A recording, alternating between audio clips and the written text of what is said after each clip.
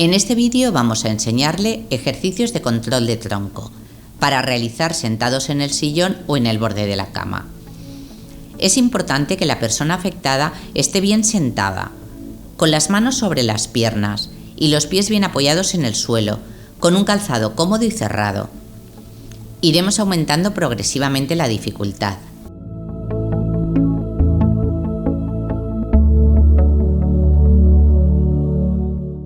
Despega la espalda del sillón ayudándote del reposabrazos y mantén la posición unos segundos, volviendo a la posición inicial lentamente.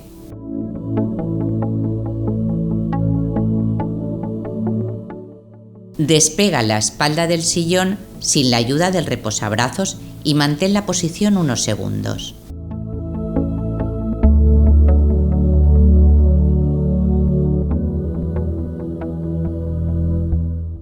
Sentada en el borde del sillón sin apoyar la espalda, mantén la posición erguida y a continuación gira la cabeza a cada lado como si dijeras no.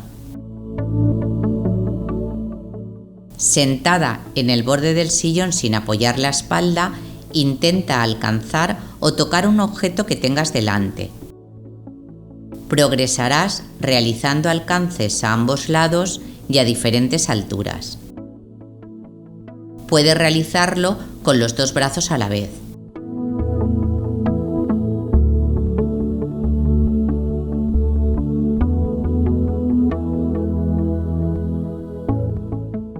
Sentada en el borde del sillón sin apoyar la espalda, gira el tronco como si quisieras mirar hacia atrás por ambos lados.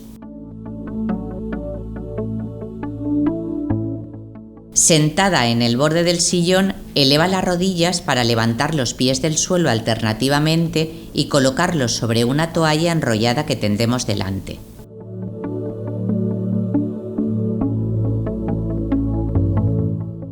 Cuando los hagas con seguridad, puedes realizar estos ejercicios en el borde de la cama.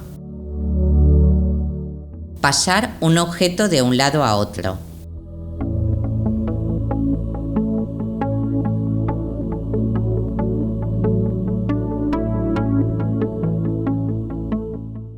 Alcanza objetos de diferentes alturas que estén en un taburete.